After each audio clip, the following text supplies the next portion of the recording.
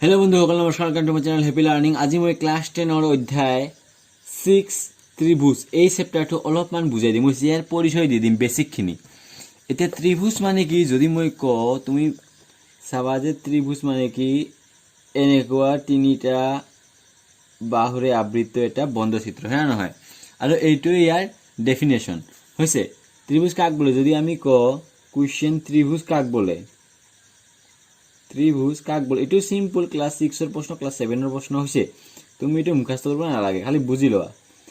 त्रिभुज काक बोले तीनिटा बाहुरे आवृत बंध चित्रतक त्रिभुज बोले होइसे। एते कोनबिला त्रिभुज নহয় সোয়া এইটো त्रिभुज নহয় কাৰণ এটো বন্ধ নহয় না বুঝছ না বুঝা নাই। আর যদি তিনটা বাহু থাকে আর বন্ধ হয় লগে লগে त्रिभुज হবো होइसे। যদি এনেকুৱা হয় তথাপিও त्रिभुज होइसे। যদি এনেকুৱা হয় তথাপিও त्रिभुज होइसे।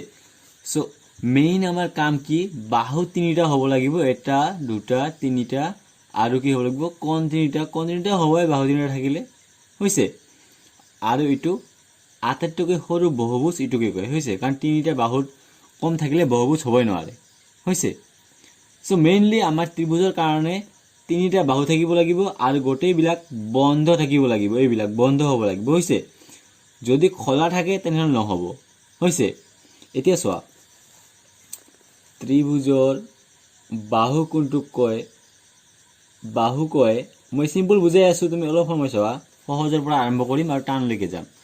এতিয়া বাহু কোনটোক কয় বাহু কব এইটোক এ বি বাহু। ইয়াৰ নাম কি এ বি বাহু। ইয়াৰ নাম কি হ'ব এ বি বাহু। ইয়াক কব এসি বাহু আৰু ইয়াক কব বিসি বাহু होइसे। এইটো হল ত্ৰিভুজৰ বাহু বুঝছা না নাই। এটা ত্রিভুজ হেক বাহু বুজিলা।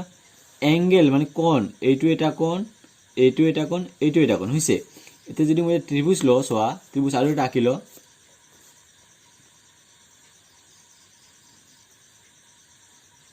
ইয়াত সোয়া এইটো এটা কোণ এইটো এটা কোণ আৰু এইটো এটা কোণ এ বি সি। ইয়াত ইয়াক কব আমার এ কোণ এইটো আমার এটা কোণ এইটো আমার এটা কোণ আৰু এইটো আমার এটা কোণ। এতে তিনিটা কোণ কিমান কিমান নাজানো কিন্তু তিনিটা কোণ যদি যোগ কৰিম আমি 180 ডিগ্ৰী পাম होइसे। যদি এ কোণ 60 হয় বি কোণ 45 হয় সি কোণ কিবা এটা বস্তু হ'ব যেটো মিলি আমাৰ 180 হ'ব হয় নহয় কিমান হ'ব 75 होइसे। যোগ কৰো 5 5 2 0 7 থাকিল 1 6 4 10 7 কিমান হ'ব 17 1 18 180 होइसे। এই ধৰণে হ'ব মানে ত্ৰিভুজৰ তিনিটা কোণ যোগ কৰিলে 180 হ'ব होइसे। কি কি পালা এক নম্বৰ তুমি ত্ৰিভুজত কি পালা চোৱা। এক নম্বৰ কি তিনিটা বাহুৰে আবৃত বন্ধচিত্ৰতক ত্ৰিভুজ বলে होइसे। শেষ এক নম্বৰ ত্ৰিভুজ কি বুঝিলা। দুই নম্বৰ কি কোণৰ যোগফল যেটো অন্তকোণ হ্যাঁ ভিতৰ বাহিৰৰ কোণ নহয় কোণৰ যোগফল 180 ডিগ্ৰী होइसे। বাহুৰ নাম বুজিছা 3 নম্বৰ আমি বাহুৰ নাম বিলাক বুজিছো। বাহুৰ নাম এখিনি আমাৰ আগৰ ক্লাছৰ কাৰণে হৈছিল পুৰা। এইবাৰ মেইনলি তোমাক দৰকাৰ কি ক্লাস 7 ত হয়তো এইটো বস্তু থাকিব পাৰে এটা বস্তু আছে ত্ৰিভুজত ছোৱা এই বস্তুটো বহুতে নাজানে আৰু বহুত দৰকাৰ। ত্ৰিভুজৰ এটা নিয়ম আছে ধৰিলা এ বি সি এটা নিয়ম আছে কি যি কোনো দুইটা বাহু মিলি 3 নম্বৰ বাহুতকৈ ডাঙৰ লাইন হ'ব লাগিব होइसे। যদি আমি ইয়াত এসি আৰু বিসি যোগ কৰো তেনেহলে এবিতকৈ ডাঙৰ হ'ব লাগিব होइसे।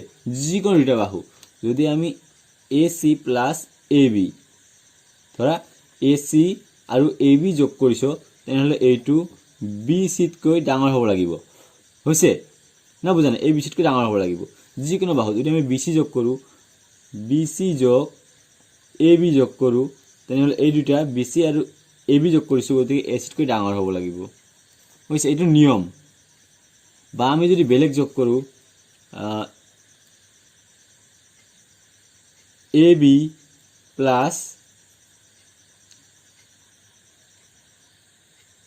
নালাগে BC প্লাছ AC তেনেহ'লে আমাৰ ABতকৈ ডাঙৰ হ'ব লাগিব এইটো নিয়ম যিকোনো দুইটা বাহুৰ সমষ্টি তৃতীয় বাহুতকৈ ডাঙৰ হ'ব এইটো ত্ৰিভুজৰ এটা মহত্বপূৰ্ণ বা গুৰুত্বপূৰ্ণ নিয়ম বুলি আমি ক'ব পাৰোঁ হৈছে এতিয়া আমি ক্লাছ 10 হিচাপত পঢ়িম হৈছে এইখিনি যদি বুজি পাইছা এইখিনি জ্ঞান পাইছা তেনেহ'লে তুমি এবাৰ ক্লাছ 10 কাৰণে যোগ্য হৈছা চোৱা এতিয়া আমি ত্ৰিভুজ এই চেপ্টাৰটোত চাম কি ইয়াত চোৱা মেইনলি তোমাৰ কি দিয়া আছে ত্ৰিভুজ মানটো বুজি পোৱা ইয়াত দিয়া আছে সদৃশ চিত্ৰ এই সদৃশ চিত্ৰ ইয়াত কিছুমান দিয়া আছে ইয়াক মই ভালকৈ বুজাই দিম এতিয়া বহিত হৈছে সো ইয়াৰ পিছত আৰু একো নাই এই সদৃশ চিত্ৰৰ জ্ঞানটো যদি তুমি পাই যোৱা তেনেহ'লে হেক 6.1 সো সদৃশ মানে কি এইটো বস্তু চোৱা সো এতিয়া আমি জানিম সদৃশৰ বিষয়ে হৈছে সদৃশ কি বস্তু যদি মই তোমাক সদৃশটো বুজাব যাওঁ সদৃশ এনে ধৰণৰ বস্তু ইয়াত আছে 2/4 সমান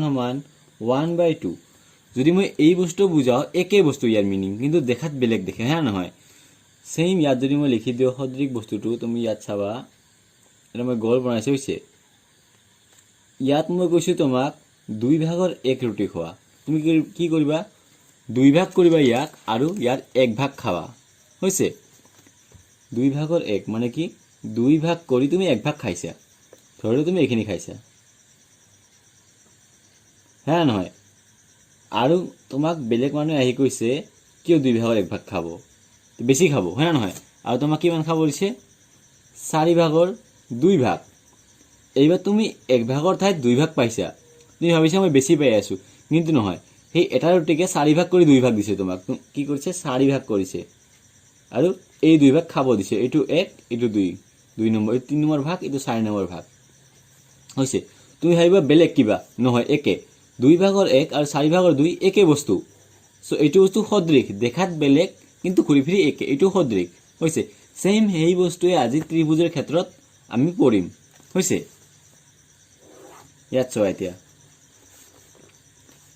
ত্ৰিভুজ যেতিয়া আমি দুইটা ত্ৰিভুজ ল এটা ত্ৰিভুজ এইটো আমাৰ ধৰা ABC আৰু ইয়াত আমি এটা ত্ৰিভুজ লৈছো DEF হৈছে কি লৈছো DEF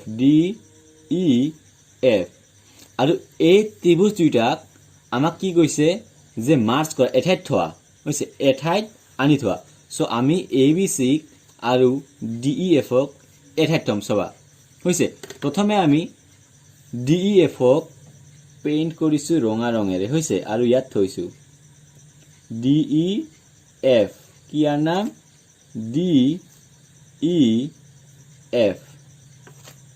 এবাৰ কৈছে তুমি ABC ইয়াৰ ওপৰত থোৱা আৰু আমি ABC ইয়াৰ ওপৰত থৈছো A B আৰু ইয়াৰ পৰা এইখিনি ইয়াত আহিব C হৈছে ইয়াৰ নাম কি A B C এতিয়া আমি চাইছো যে দুটা ত্ৰিভুজ মিলি গৈছে যেতিয়া ত্ৰিভুজ দুইটা মিলি গৈছে তাক আমি কম সৰ্বসম কি কম সৰ্ব মানে গোটেই সম মানে সমান গোটেই বিলাকে সমান হৈছে এইটোক আমি সৰ্বসম কম তুমি ভাবিবা তেনেহলে সদৃশ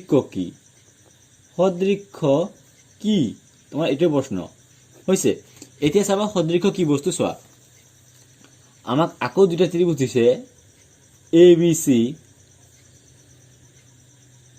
হৈছে ABC আৰু DEF কি দিছে DEF হৈছে আকৌ গুছি দুটাক মাৰ্জ কৰা এইবাৰ দেখাত সাইজটো এটা সৰু আৰু এটা ডাঙৰ আমি তথাপিও কথা শুনিছো আৰু মাৰ্জ কৰিছো হৈছে যদি মাৰ্জ কৰাতে কি হৈছে আমাৰ মাৰ্জ মানে এটা থব মিলাব গৈছে লক লগাব গৈছে গতিকে আমি কি কৰিম ইয়াত এনেকৈ থম মাৰ্জটো কৰে না যাব ইয়াক সো ইয়াত আমি DEF এইখিনিক আমি ইয়াত লৈছো আৰু ABC ক আমি ইয়াত লৈছো ABC ইয়াত চোৱা ABC ABC এইবাৰ হৈছে কাণ্ড হয় না নহয় সো কি হৈছে চোৱা এই কোণৰ লগত এই কোণটো মিলে, এই কোণৰ লগত এই কোণটো মিলিব, এই কোণটোৰ লগত এই কোণটো মিলিব। যদি এই হিচাপত হয় বস্তুটো, তেনেহ'লে লগে লগে সদৃশ হ'ব। এইটো সৰ্বসম নহ'ব, সদৃশ হ'ব। হৈছে কি, কোণবিলাক যেতিয়া মিলে লগে লগে সদৃশ হ'ব। এতিয়া তুমি ক'বা যে বাহুবিলাক নিমিলে, এই বাহুটো ইয়াৰ লগত নিমিলে, হৈছে, বা এই বাহুটো ইয়াৰ লগত নিমিলে, হৈছে, বা যদি আমি কওঁ এই বাহুটো ইয়াৰ লগত নিমিলে, হৈছে। সদৃশ এনে এটা নিয়ম য'ত বাহু মিলিব নালাগে, হৈছে। তেনেহ'লে বাহু মিলিব নালাগিলে কি মিলিব? এতিয়া মই এইটো বুজাই আছোঁ কি মিলিব। ইয়াৰ কাৰণে আমি বেলেগ পৃষ্ঠাত চাম, হৈছে। চ' ইয়াত চোৱা, সদৃশ ত্ৰিভুজ দুইটা ল'ম, মানে সদৃশত আৰু সদৃশ দুইটা লাগিব, হয় না নহয়? চ' আমি ধৰা দুইটা ত্ৰিভুজ লৈছোঁ, পি কিউ আৰ আৰু এছ টি ইউ। ইয়াত আমি কি কৰিছোঁ যে চাইছোঁ পি কিউ কাৰ লগত মিলে, এছৰ লগত মিলে, পি কোণ এছৰ লগত মিলে, কিউ কোণ টিৰ লগত মিলে, আৰু আৰ কোণ আমাৰ ইউৰ লগত মিলে। গতিকে লগে লগে কি হ'ল আমাৰ সদৃশ। তুমি বাহুৰ ক্ষেত্ৰত কি হ'ব? বাহুৰ ক্ষেত্ৰত কি হ'ব চোৱা, এই পি কিউ ডিভাইডেড বাই এছ টি, এইটো ভাগ কৰি মিলিব লাগিব, সমানুপাতিক ইয়াক কয়, হৈছে। পি আৰ বাই এছ ইউ সমান সমান Q R by T U, Q R by T U. এইকেইটা মিলে নিমিলে? এইকেইটা মিলাৰ লগে লগে আমাৰ এইটো সদৃশ, হৈছে। সদৃশ ত্ৰিভুজত কোণবিলাক মিলিব আৰু বাহুবিলাক সমানুপাতিক হ'ব। সমানুপাতিক মানে সমান অনুপাতত ভাগ হ'ব, সমান অনুপাতত। অনুপাত ওলাইছে এনেকৈ, হয় নহয়? এটা হৰ এটা লব আছে। চ' এইবিলাক অনুপাত, এইটো অনুপাত, এইটো অনুপাত, আৰু গোটেইবিলাক সমান, সমানুপাত, হৈছে। এতিয়া চোৱা, ত্ৰিভুজত এটা বেলেগ নিয়ম মানে এইটো বস্তু ভাল যে এবাৰ যদি আমি ইয়াক প্ৰুফ কৰি দিওঁ কিবা মতে, কোণবিলাক সমান সমান, লগে লগে এইটো দৰকাৰে নাই, এইখিনিৰে আমি সদৃশ লিখিব পাৰিম, কাৰণ এইটো নিজে আহিব। আৰু যদি এনেকৈ প্ৰুফ কৰি দিওঁ বাহুবিলাক সমানুপাতিক, লগে লগে কোণবিলাক এইটো মিলি যাব, হৈছে। এইটো নিয়ম ত্ৰিভুজৰ, হৈছে। চ' তোমাৰ টেনশ্যন নাই ইয়াৰ কাৰণে, একেবাৰে এটা মিলালে বেলেগটো মিলি যাব। এতিয়া চোৱা বৃত্তৰ ক্ষেত্ৰত,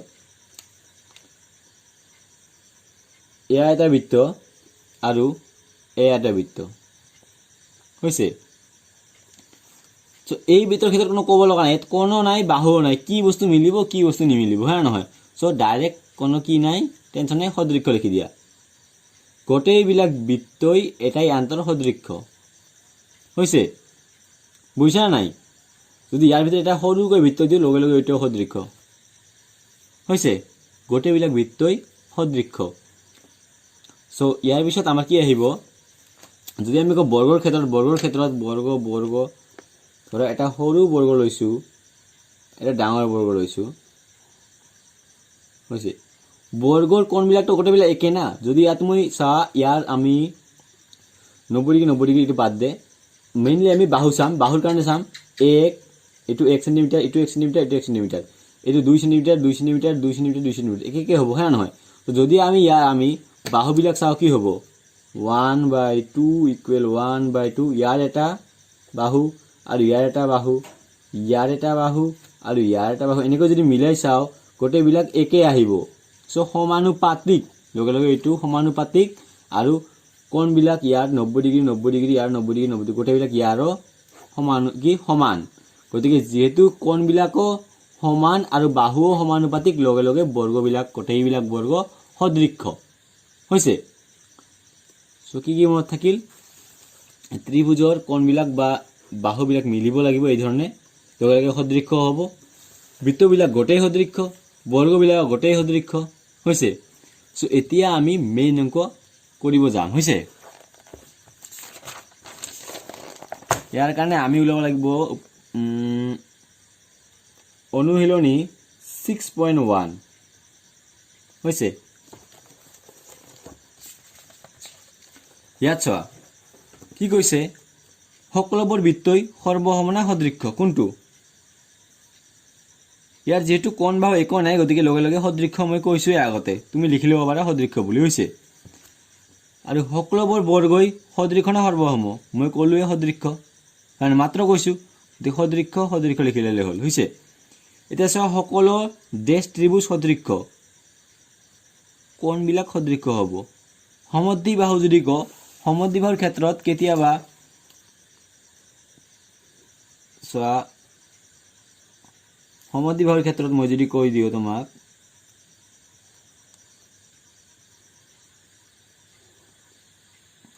এইটোৰ লগত এইটো মিলিছে হৈছে, ইয়াত আমাৰ এইটোৰ লগত এইটো মিলিছে, কেতিয়াবা এইফালে মিলিব কেতিয়াবা সেইফালে মিলিব, সেইকাৰণে সমদ্বিবাহুবিলাক আমি সদৃক্ষ নকম হৈছে, ডিভাইড কৰিলে নিমিলিব।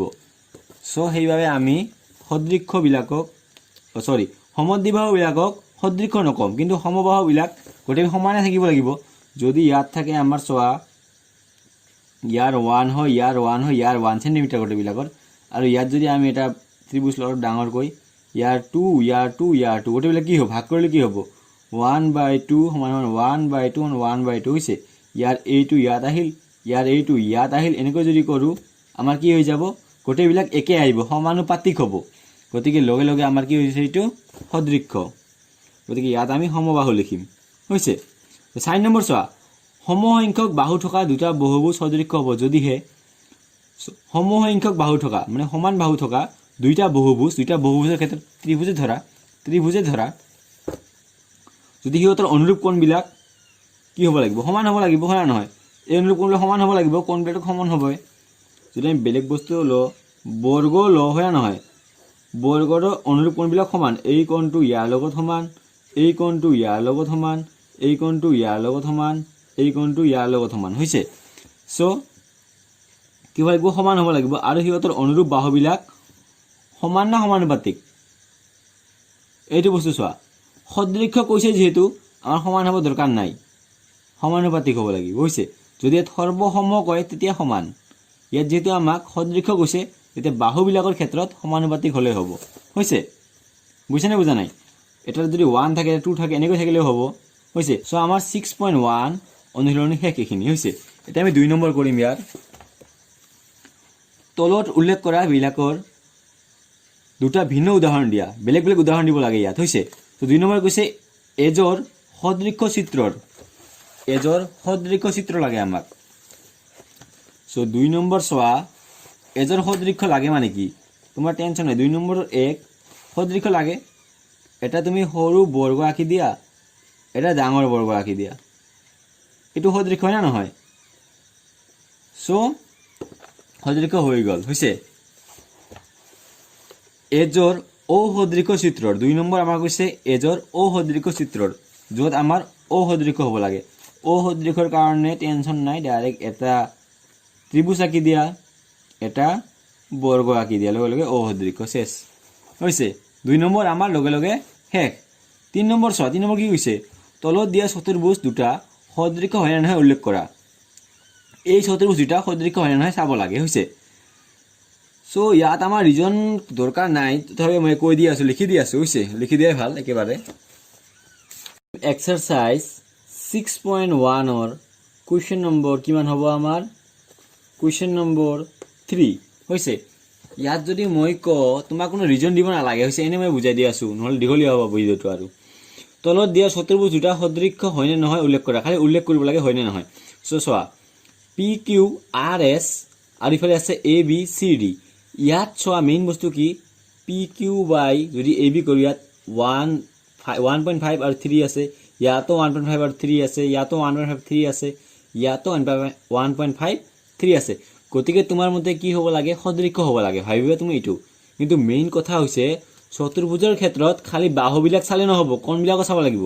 ইয়াত চোৱা এছ কোণটো আৰু এইটো কোণ একে আছে নেকি, কোণবিলাক যিহেতু একে নাই হৈছে গতিকে ই সদৃক্ষ নহয় হৈছে। যদি তুমি এনচাৰটো লিখি দিয়া ডাইৰেক্ট লিখিব পাৰা 1 নম্বৰৰ কাৰণে যিহেতু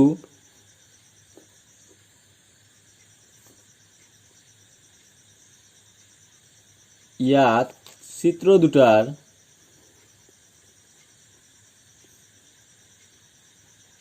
দুটাৰ অনুৰূপ কোণবোৰ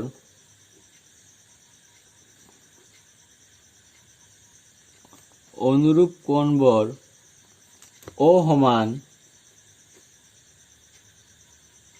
অসমান সেয়েহে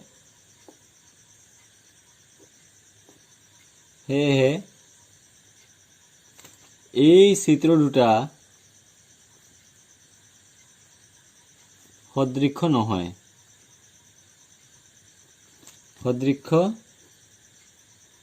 নহয় সো একদম ইজিলি তুমি এইখিনি বস্তু কৰিব পাৰিবা হৈছে সো যদি তোমাক ভিডিওটো ভাল লাগে লাইক কৰিবা কমেন্ট কৰিবা শেয়াৰ কৰিবা আৰু এই চেনেলটো সাবস্ক্ৰাইব কৰিবা যদি তুমি ক্লাছ 10 গোটেইবিলাক মেথ চাব বিচাৰা thanks for watching Through the highways, till my shadow turns to sun rays, and on